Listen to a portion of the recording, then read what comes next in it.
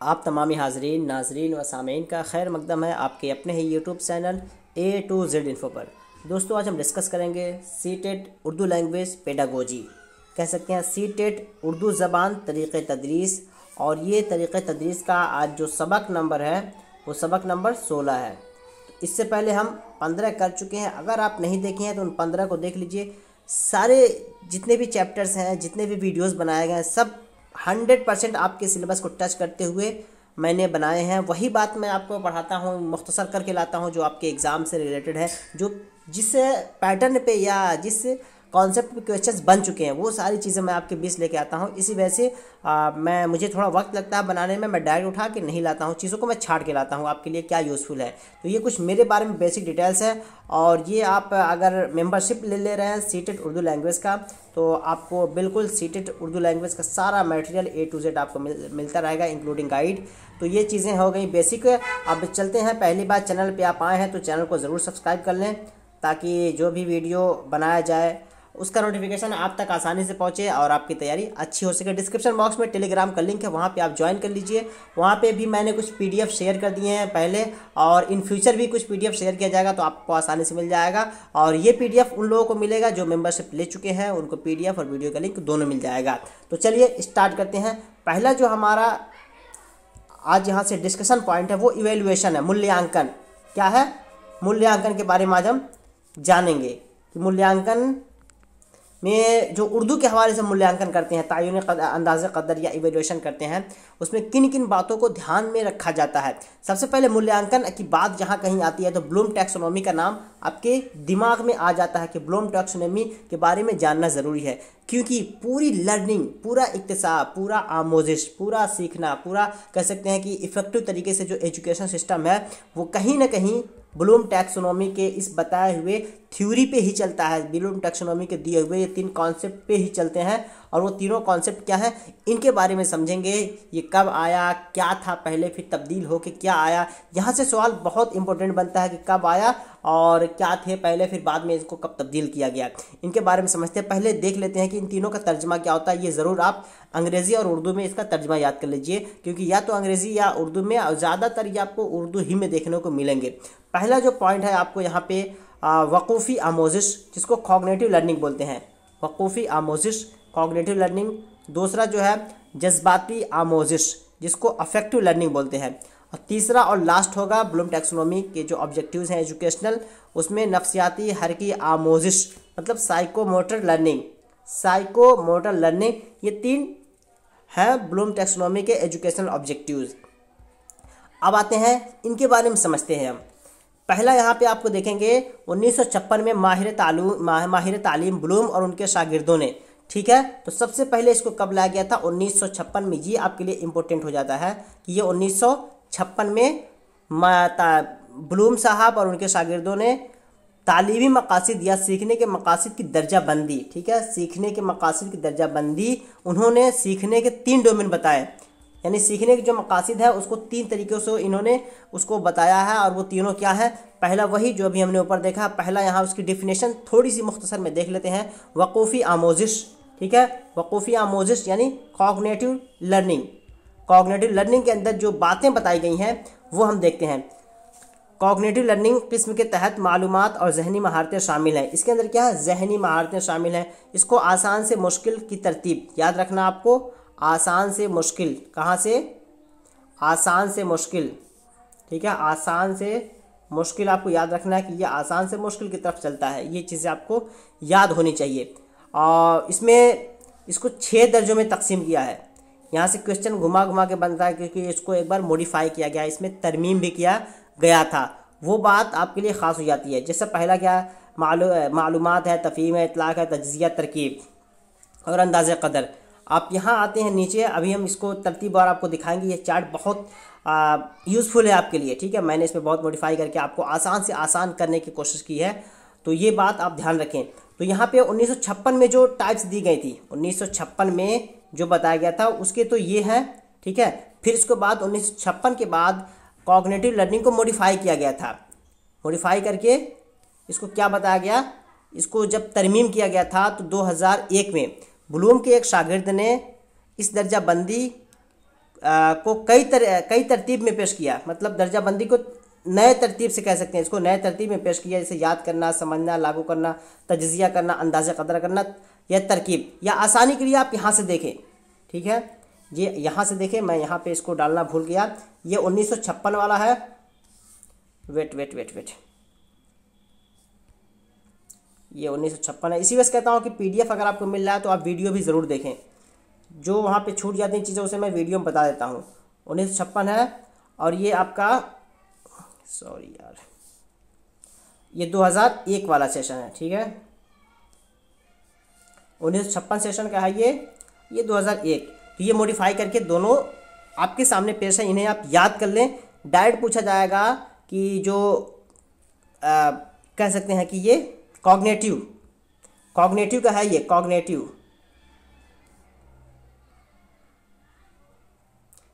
के जो डोमेन है उनके बारे में यहाँ पे बात हो रही है, यानी वक़ूफ़ी। तो वक़ूफ़ी का जो पुराना वाला था वो आपका यहाँ से स्टार्ट होगा, नॉलेज है, अंडरस्टैंडिंग है, एप्लीकेशन, एनालिसिस, सिंथेसिस, इवैल्यूएशन, जिसको मालूमात, तफ़हीम, इत्लाक़, तज्ज़िया, तरकीब, अंदाज़ा क़दर। फिर इसको लाके मॉडिफाई करके इसको पेश किया गया था जब ये 2001 में। तो नॉलेज को रिमेंबरिंग कर दिया गया, अंडरस्टैंडिंग को फिर अंडरस्टैंडिंग यानी ING लगा दिया गया, फिर एप्लीकेशन को अप्लाइंग कर दिया गया, एनालिसिस को फिर आपका ला दिया गया था, इवेल्युएटिंग हो गया, एनालाइजिंग हो गया, क्रिएटिंग हो गया। ये सीक्वेंस आपको याद होने चाहिए। नेक्स्ट चलते हैं, जज्बाती। अगला पॉइंट जो है जज्बाती यानी अफेक्टिव लर्निंग। आमोज़िश की वो किस्म है जिससे हम जज्बाती तौर पर मुतासिर होते हैं। ठीक है, ये जिससे हम जज्बात जो हमारे होते हैं, इमोशंस होते हैं, वो इससे कहीं ना कहीं जुड़ा हुआ है। और लास्ट वाला है नफ्सियाती हर की आमोज़िश, जिसको साइकोमोटर डोमेन कहते हैं। आमोज़िश की वो किस्म है जिसका ताल्लुक करके सीखने, लर्निंग बाय डूइंग या बॉडी लैंग्वेज से इसका ताल्लुक होता है, यानी कोई काम जो हम अमली तौर पर करते हैं नफ्सी हरकी किस्म के तहत आता है। जो अमली तौर पे हम करते हैं वो नफ्सी हरकी के तहत आएगा।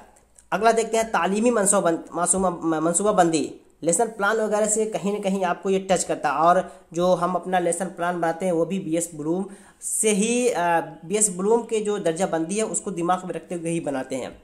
यहाँ से देखते हैं, किसी भी काम को खुश उसलूबी से अंजाम देने के लिए और मौजूदा वसाइल का बेहतर और सही इस्तेमाल करने के लिए हम मनसूबाबंदी करते हैं।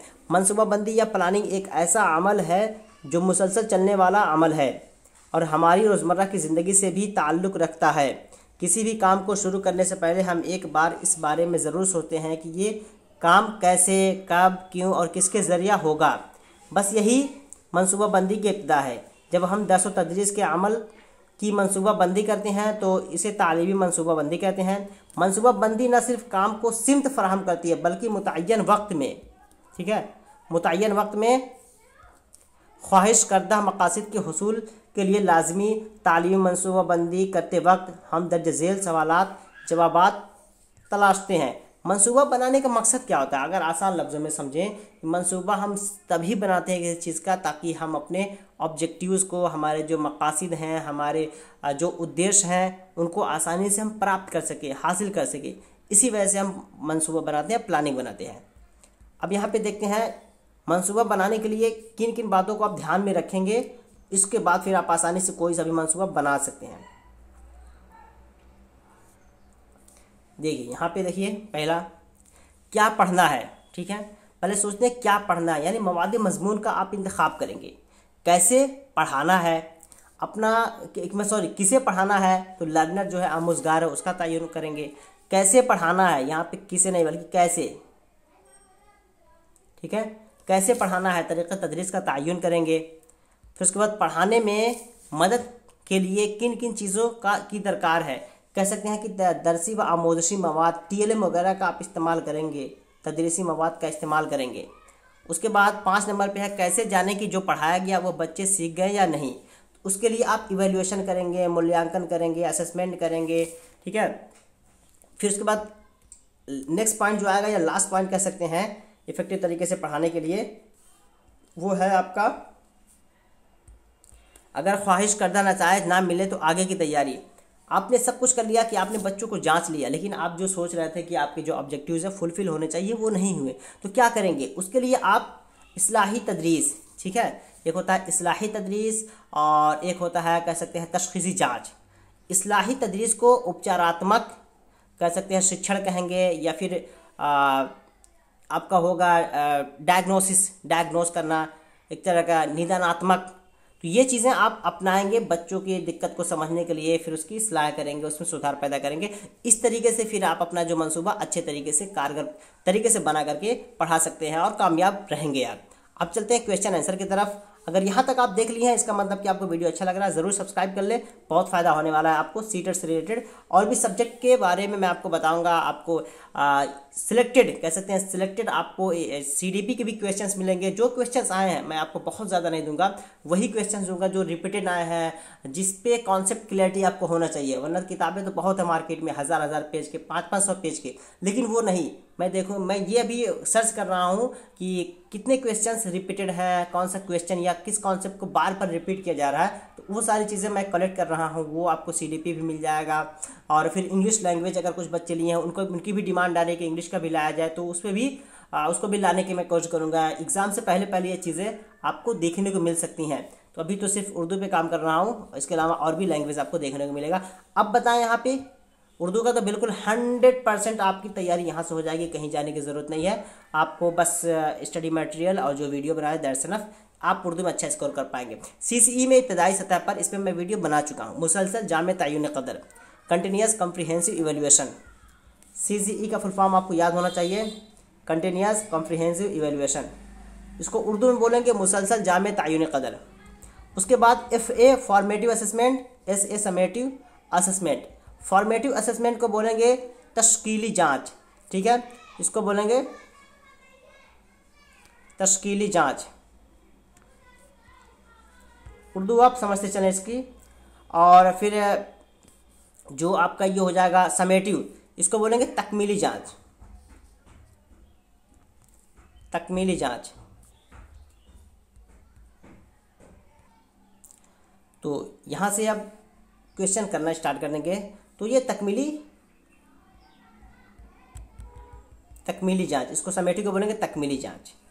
अब यहाँ पे बताएं सीसीई में इब्तदाई सतह पर फॉर्मेटिव असेसमेंट और समेटिव असेसमेंट का वज़न बितरतीब कितना होना चाहिए। यानी बच्चे का जो एग्ज़ाम होता है, एक बीच में एग्ज़ाम होता रहता है जिसको फॉर्मेटिव असेसमेंट बोलते हैं, और लास्ट में जो एग्ज़ाम होता है उसको समेटिव असेसमेंट बोलते हैं। तो फॉर्मेटिव असेसमेंट और समेटिव असेसमेंट का वेटेज कितना होना चाहिए आपका जो रिजल्ट बनाते वक्त, तो बिल्कुल यहाँ पे 40 और 60 का वेटेज होना चाहिए। 40-60 का मतलब क्या हुआ, 40% जो है वो आपका फॉर्मेटिव होना चाहिए और 60% जो है वो आपका समेटिव होना चाहिए, ठीक है, ये ध्यान रखें आप। तो ऑप्शन ए बिल्कुल आपका यहाँ पे सही हो जाएगा। अगले सवाल की तरफ बढ़ेंगे। अगला सवाल है आपका क्वेश्चन नंबर 2। क्वेश्चन नंबर 2 में क्या कहा जा रहा है कि स्कूल पर मुनसिर अंदाज़े कदर बिलखुसूस किस नज़रिए पर मबनी है। स्कूल पर मुनसिर अंदाज़े कदर बिलखुसूस किस नज़रिए पर मबनी है। पहला है पैमाइश बहुत किफ़ायती होनी चाहिए। 2 बैरूनी मुम्तहिन के मुकाबले मुअल्लिम अपने तलबा की सलाहियत को बेहतर तौर पर जानते हैं। सी में इससे तलबा को अच्छे ग्रेड्स मिल जाते हैं। इसको तो काट दीजिए, मैं स्टार्टिंग से बोलते आया हूँ, ग्रेड की बात जहाँ आए उसको काट देना है।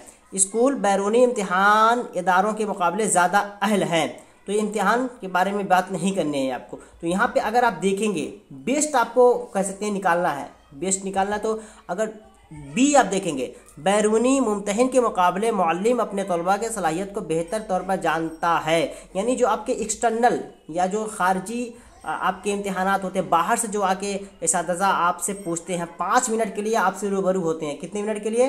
5 मिनट के लिए आपका इम्तिहान लेते हैं। क्या वो आपको अच्छे से जज कर पाएंगे? बिल्कुल नहीं कर पाएंगे।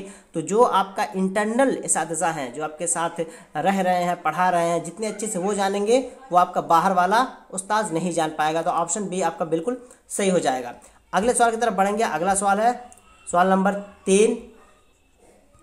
सवाल नंबर 3 में कहा जा रहा है मुसलसल अंदाज़े कदर का काम है। मुसलसल अंदाज़े कदर का काम क्या है? तलबा और मुअल्लिमीन की कमज़ोरियों की निशानदेही करना, तलबा और मुअल्लिमीन को सख्त मेहनत के लिए आमादा करना, तलबा की महारत की ऊंची सतह तक ले जाना, मंदरजा बाला सभी, मुसलसल अंदाज़ कदर जो अभी सीसीई की हम बात कर रहे थे वो सब पे क्या करता है, कारगर होता है। किस पे करता है, सब पे ये कारगर होता है। तो डी बिल्कुल आपका सही हो जाएगा। जितना इसमें लिखा गया है, ये मौलमीन थोड़ा सा ब्लड हो गया है, ये आप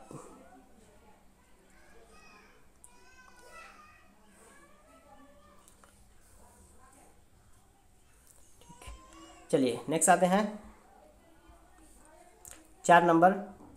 एक अच्छे अंदाज़े कदर की खसूसियत है, अंदाज़े कदर की एक कह सकते हैं एक अच्छा मूल्यांकन की खसूसियत क्या है, मौजूनियत होनी चाहिए, रिलायबिलिटी होनी चाहिए, जिसको काबिल यकीन, मुनसफियाना, बिल्कुल सभी होना चाहिए। वैलिड अगर आपके क्वेश्चंस नहीं है, आपके जो बनाया गया प्रश्न है वो वैलिड नहीं होगा, कुछ का कुछ आप पूछ लें तो वो सही नहीं माना जाएगा। बिल्कुल वैलिड होना चाहिए, काबिल यकीन होना चाहिए, ठीक तरीके से होना चाहिए। जो जज कर रहा है वो मुनसफियाना हो, सही से फैसला करे, इंसाफ के साथ करे, बेईमानी ना करे। तो ये चीज़ें बिल्कुल अंदाज़े कदर के अंदर पाई जानी चाहिए। तो आपका डी यहाँ पे बिल्कुल सही जवाब हो जाएगा। अगले सवाल की तरफ बढ़ेंगे। अगला सवाल है क्वेश्चन नंबर 5। क्वेश्चन नंबर 5 में कहा जा रहा है दर्ज झेल में से कौन अंदाज़े कदर की खसूसियत नहीं है। खसूसियत नहीं है ये बताना है आपको। यह एक वसी अमल है जो इंसानी बर्ताव के तीनों हलकों को शामिल करता है। तीनों हलकों की बारे में अगर हम बात करें, तीनों हलकों क्या है, ब्लूम टैक्सोनॉमी को आप याद कर लें, कॉग्निटिव, अफेक्टिव, साइकोमोटर, आमोजिश, ठीक है। तो ये जो आपका है वकूफ़ी आमोजिश, नफ्सी हरकी आमोजिश, आफाकी आमोजिश, तो ये चीज़ें जो आपको तीनों बताया गया है वो आप याद रखें, वो तीनों हल्कों में यही आ जाएगा। एक मुनज़्ज़म अमल है जो पहले से तयशुदा मकासद के सिमत में आगे बढ़ता है। सी, यह काम मुकम्मल होने के बाद शुरू होने वाला है। ये एक बामकसद अमल है जो मुतअल्लिम और मुअल्लिम दोनों की ज़रूरत को पूरा करता है। सही नहीं है ये बताना, तो ऑप्शन सी देखेंगे, सही नहीं है। यह काम मुकम्मल होने के बाद शुरू होने वाला अमल है, ठीक है। यानी अंदाज़े कदर क्या मुकम्मल पढ़ाई, बच्चों को पढ़ाने से पहले आप अंदाज़े कदर कर लेंगे, बल्कि पहले पढ़ाएंगे तब तो उसका आप इम्तिहान लेंगे। तो ये बात जो कहा जा रहा है बिल्कुल उल्टा कहा जा रहा है। तो ये सही नहीं है, ऑप्शन सी। पीडीएफ मिल जाएगा, डोंट वरी, जो लोग पेड मेंबर्स में हैं उनको मिल जाएगा पीडीएफ। बिल्कुल आप आराम से पढ़िएगा, आंसर के साथ पीडीएफ मिलेगा आप लोग को।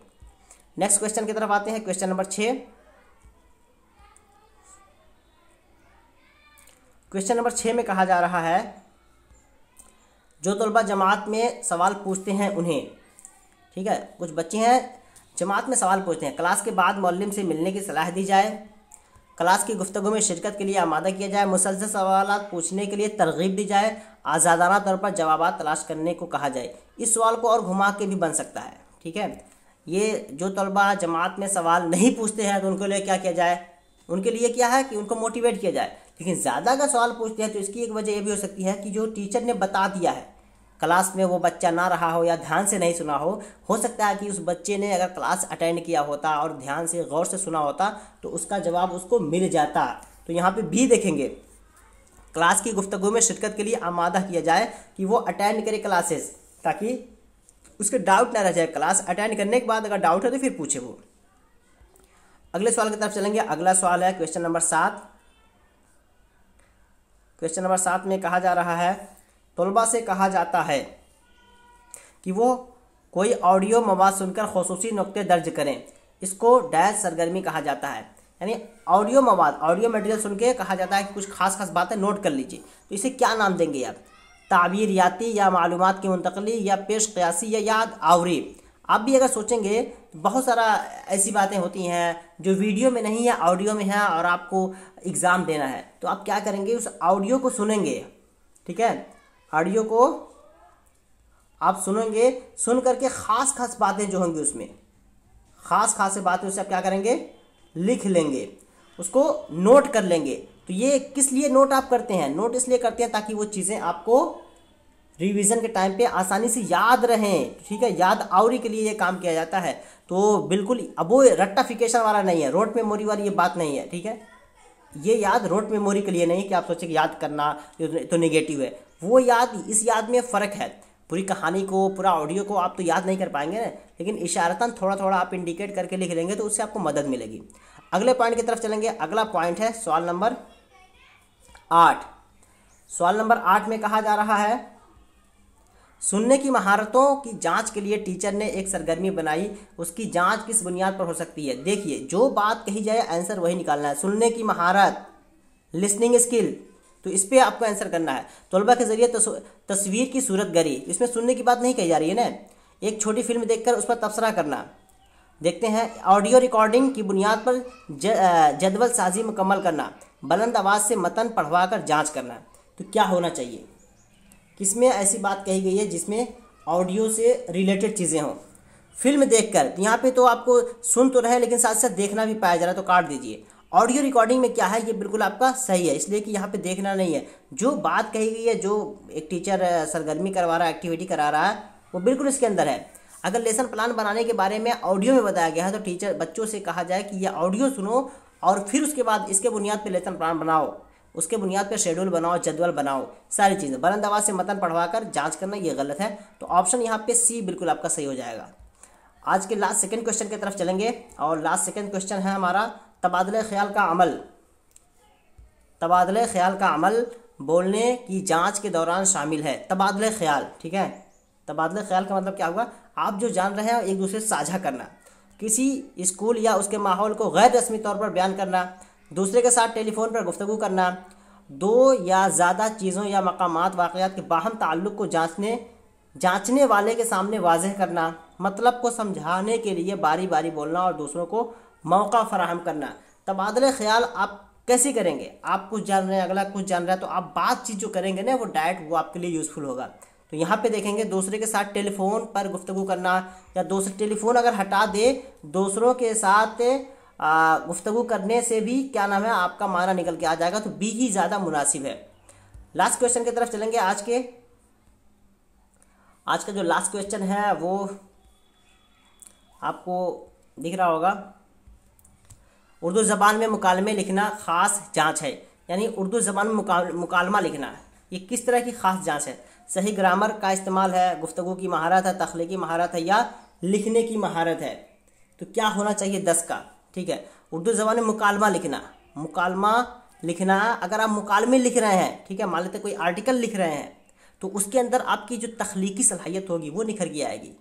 जानकारी हर किसी के अंदर है, इल्म हर किसी के पास है, लेकिन लिखने की सलाहियत हर किसी के पास नहीं होती है, हर कोई नहीं लिख पाता है। लिखने के लिए आपके पास वो तख्लीकी सलाहियत होनी चाहिए कि उस वाक़े को आप कैसे, किस अंदाज में पेश कर रहे हैं। तो ये चीज़ें हैं, ठीक है, ये लिंक है, आप लोग यहाँ पहुँच गए हैं। तो ये कुछ बातें रहीं आपको एग्ज़ाम से रिलेटेड। ये तो एंड करते हैं यहीं पे। वीडियो अच्छा लगा हो तो ज़रूर लाइक करें, दोस्तों को शेयर करें ताकि वो लोग भी इससे फ़ायदा उठा सकें। और फिर मिलते हैं नेक्स्ट वीडियो में नए वीडियो के साथ। और जो अगला चैप्टर हमारा होगा वो 17, पार्ट नंबर 17 होगा, और वो भी ऐसे ही दमदार वीडियो होगा किसी न किसी टॉपिक पे जो आपके उर्दू को टच करता होगा। सीटेट के साथ साथ किसी और स्टेट का भी अगर टेट दे रहे हैं तो हर एग्ज़ाम में आपको जो सीडीपी के क्वेश्चंस देखने को मिलते हैं तो वो लोग भी ले सकते हैं, जो अदर स्टेट के लिए भी तैयारी करते हैं, वेस्ट बंगाल के लिए या फिर और किसी एग्ज़ाम के लिए जहाँ पे उर्दू लैंग्वेज ऑप्शंस में होते ही हैं। तो वहाँ सर हर जगह ये आपको कारगर होंगे साबित, क्योंकि सीडीपी जो होता है आपके सीटेट का और जगह का इसके मुकाबले आसानी होता है। तो सीटेट की अगर सीडीपी आप तैयारी कर ले रहे हैं उर्दू लैंग्वेज की, तो आप किसी भी स्टेट का आप दे दीजिए, वहाँ पे आपको मदद मिलेगी इससे। तो फिर मिलते हैं, अल्लाह हाफिज़ नेक्स्ट वीडियो में।